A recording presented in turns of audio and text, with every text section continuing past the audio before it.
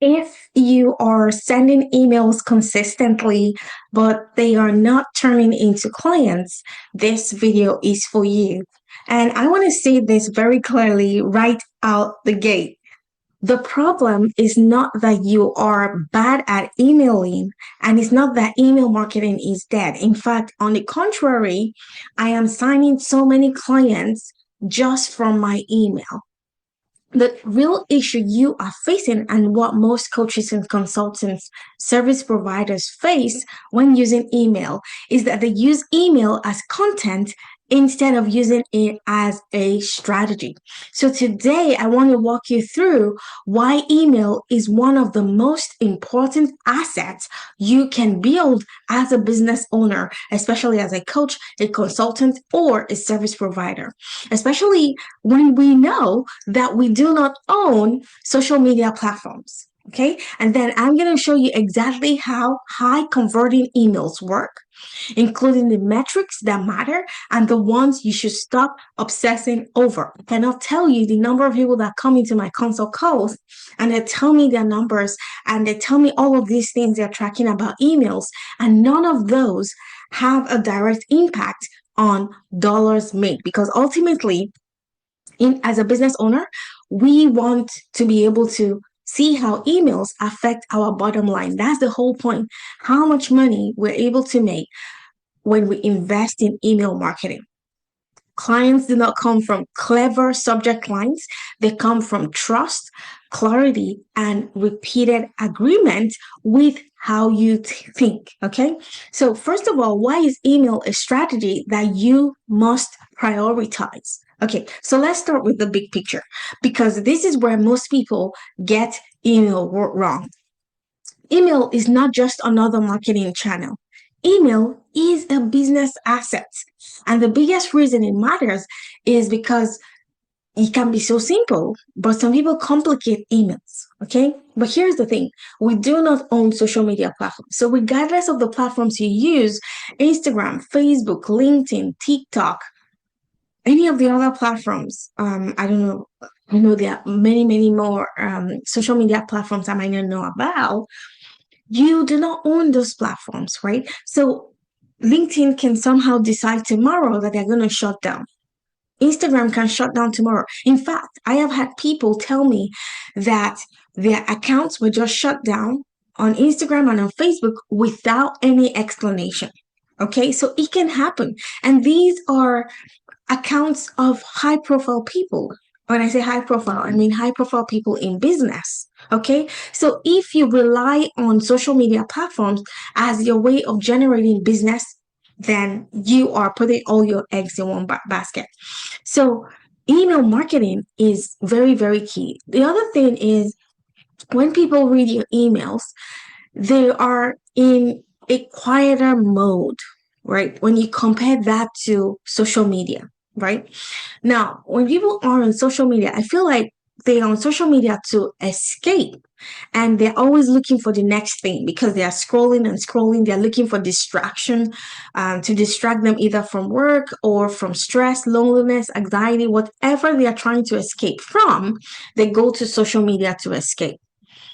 Emails, on the other hand, are usually read in a quieter mode. Like when someone opens their email, the mindset is usually different.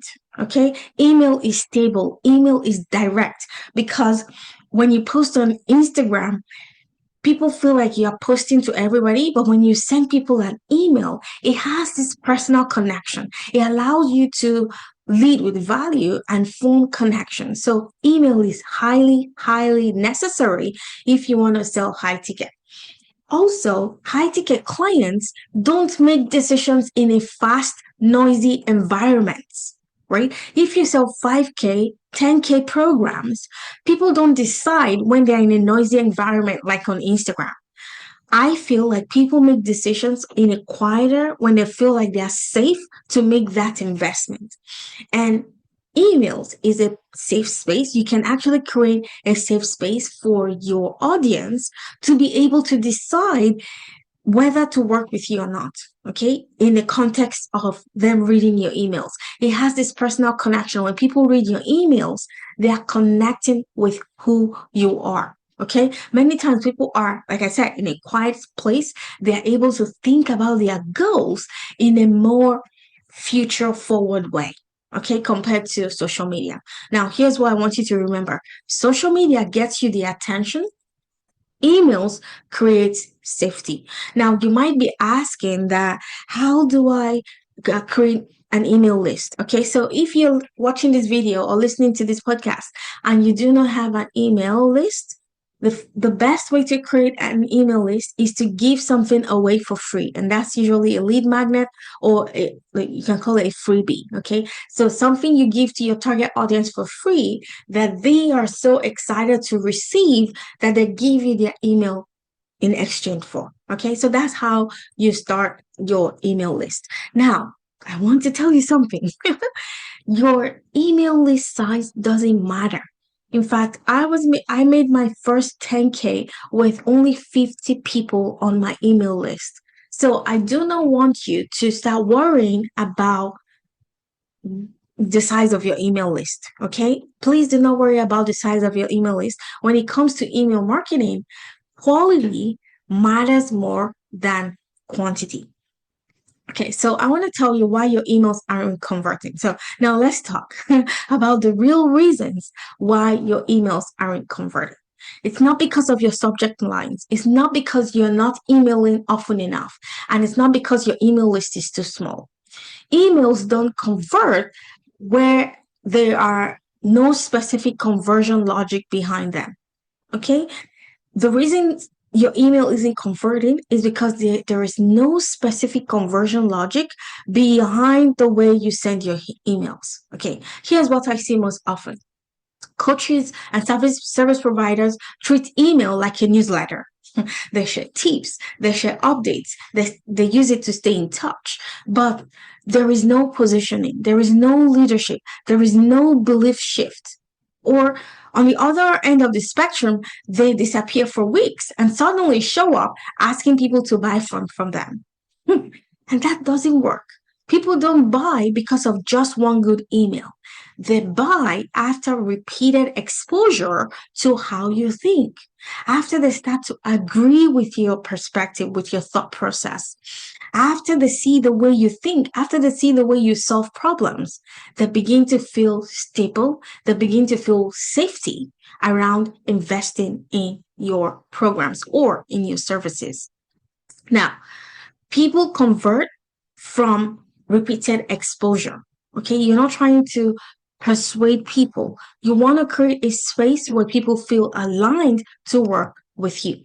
I'm going to give you an example. So I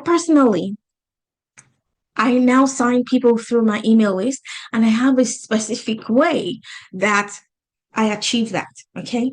When someone comes on my email list for the first time, usually it is that they are downloading a lead magnet or they are attending a free workshop. At the point someone gets on my email list, I give them the lead magnet. So I deliver the free gift. And then there is a follow-up email about an hour later. Okay.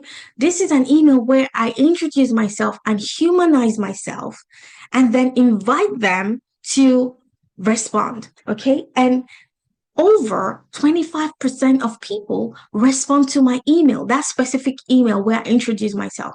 So if you're on my email list, you know exactly what I'm referring to. This is that in that email, I give my background story, why I'm doing what I'm doing, my values, my passion, my vision.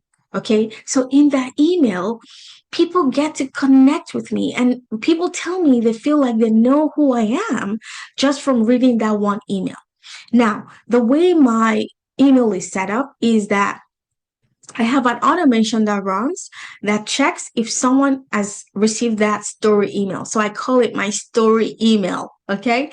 So the reason I have that automation is because I don't want people to keep getting the introductory email every single time they download a lead magnet, right? So right now I have over 9 lead magnets in my ecosystem.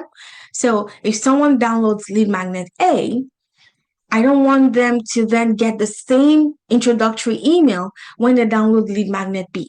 Okay, so I have that automation set up. So essentially, when people get into your email list, you need to introduce yourself and humanize yourself. Let them get to know who you are. Let them get to understand your vision, the way you think, how you can help them, why you are best positioned to help them get the transformation you know you can help them get. Okay, so that's one thing I do. Also, I have a nurture sequence. So, a nurture sequence is a way for me to keep giving value, almost like nurturing the relationship. So, think about this. When you meet someone for the first time, if you're dating, you don't expect the guy to ask you to marry them on the first date, right? You expect that the relationship will be nurtured over time, and then when the time is right, then you both commit and then you sign on the dotted lines. Okay, that's how it works.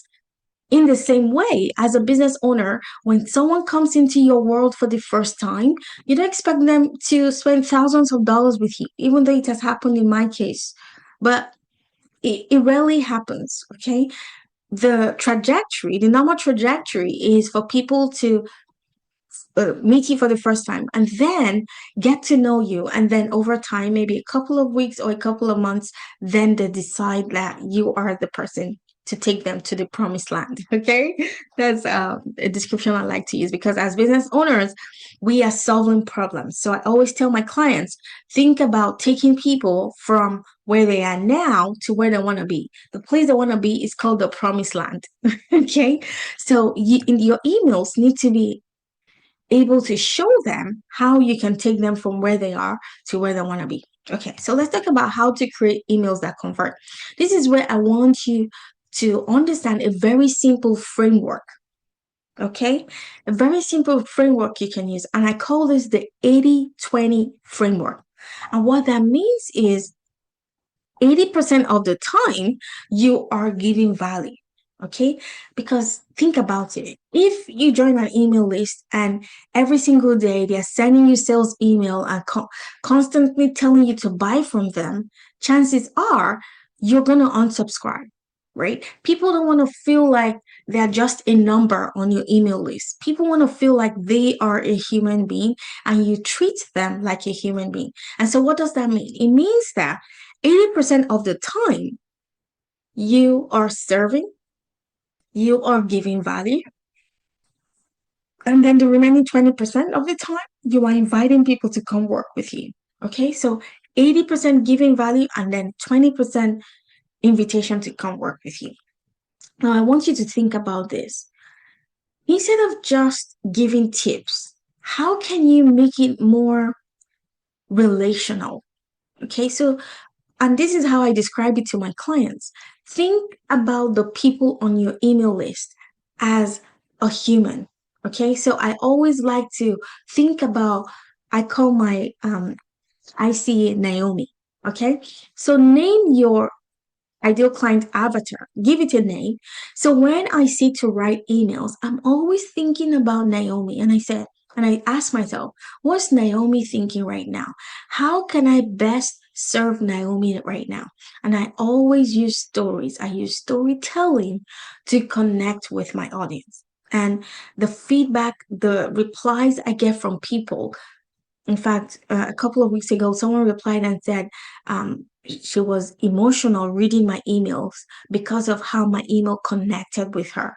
That's the kind of response you want to get. And you don't get that by using AI, right? You need to be able to connect at a human level with the people on your email list. And only when they feel connection, when they feel safety, when they feel like you know them, when they feel like you see them, when they feel like you understand them, only then are they comfortable investing thousands of dollars in your programs and services. So think of your email list as the best asset, the best business asset in your business. And when you nurture your email list, anytime you want to sell, it's going to be a lot easier for you. Let's say you come up with a new offer, it's easier for you to sell when you've nurtured that email list, when people know you, they don't feel like you see them as an ATM machine. Okay.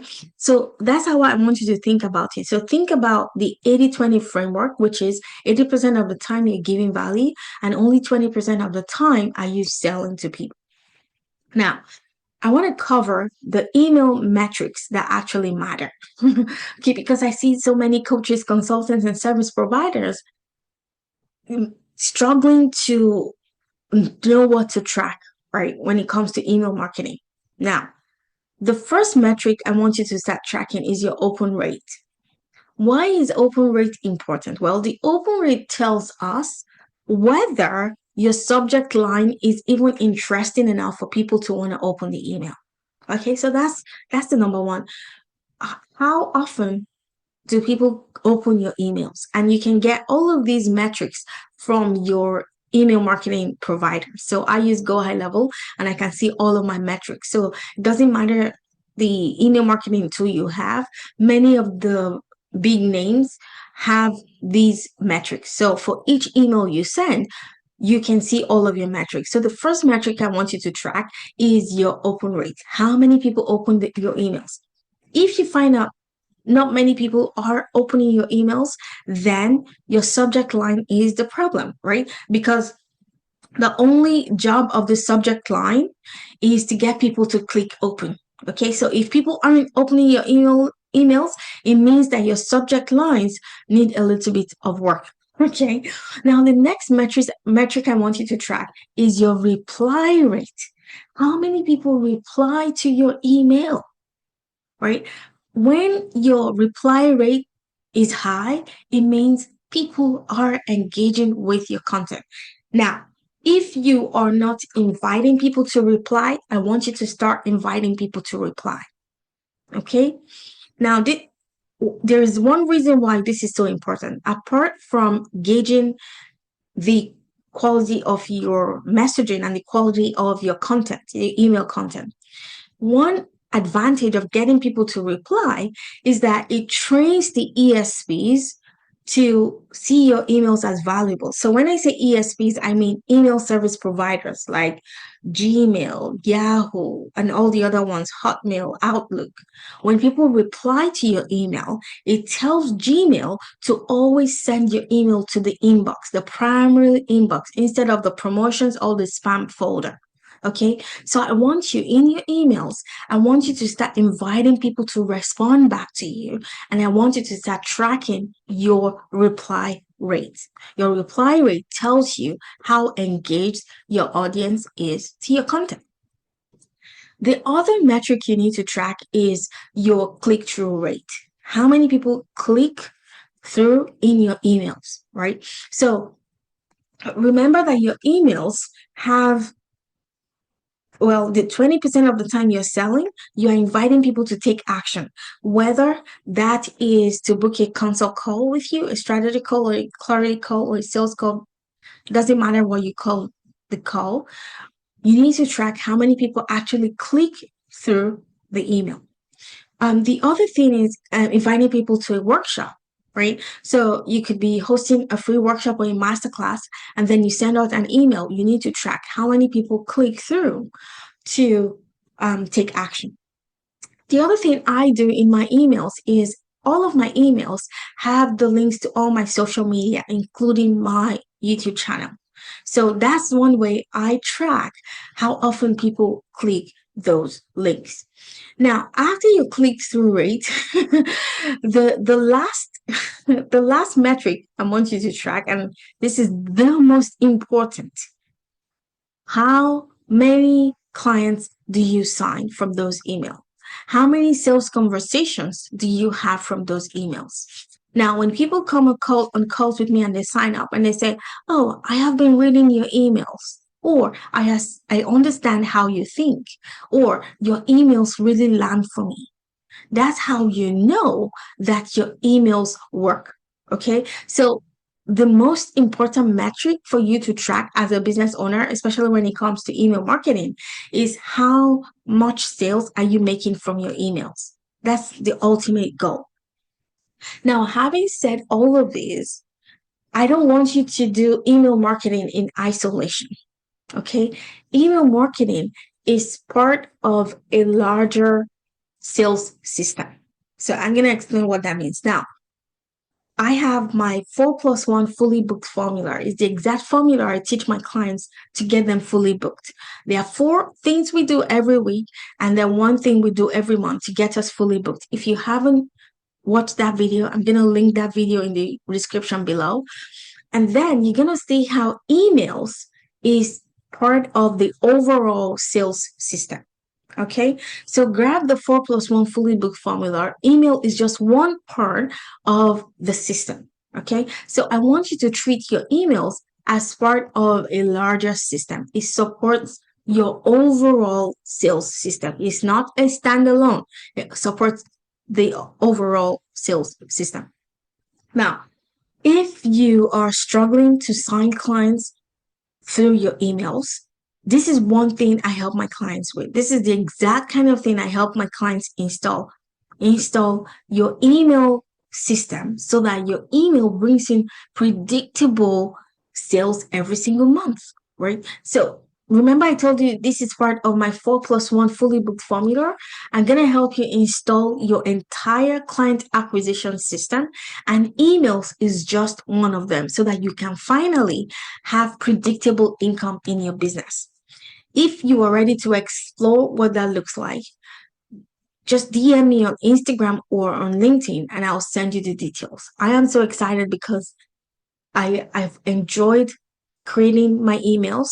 Now, you might be asking, how often should you email your email list? Well, I recommend you start with 3 emails per week. So you may do Monday, Wednesdays, and Friday, 3 times per week. Some coaches that I follow recommend every single day. I'm not there. I'm not there yet. I'm still at 3 times a week. And I think this is working fine for me. I'm getting responses to my emails. I'm getting people to attend my workshops. They are booking calls. So I don't want to overwhelm my list. Okay. So I recommend start with 3 times a week and see how the flow works for you. You can get to every single day of the week, Monday to Friday, depending on your personal preference. But right now, I am fine with 3 times a week. If you are ready to finally have a repeatable, predictable business, I can help you install an email system as part of your overall client acquisition system. If you are ready for that, if you're finally ready to start making money consistently in your business, send me a DM and I'll tell you exactly how I can help you. If this video has helped you today, please leave a comment below if you're watching on YouTube. If you are on the podcast, head on over to YouTube, leave me a comment, leave me a review on Apple Podcast and Spotify, and I respond to all of my reviews and all of my comments. I will see you back here in the next video. Hi, my name is Jill Davenport, and I just had a session with Joy. And I have to say, she's so innovative and gave me so many ideas for not only my email list and like creating a welcome sequence that I have been snoozing on. And she had all these great new ideas for doing this and for implementing it that make it really easy. And for actually like creating relationships in the welcome sequence and bringing in sales. But she also had really great ideas for to implement about bringing in new clients from different streams that I hadn't thought of before. And she's actually really advanced about this stuff and creating systems in your business and just coming up with new ideas that I hadn't thought of. And I have been marketing my business online since 2012. Yeah, so it was incredible. I can't wait to go and implement the things that we talked about. So if you are looking for help with your business and getting a flow of clients in and actually like getting the people to convert with your email list, among other things. She's got so many things to offer.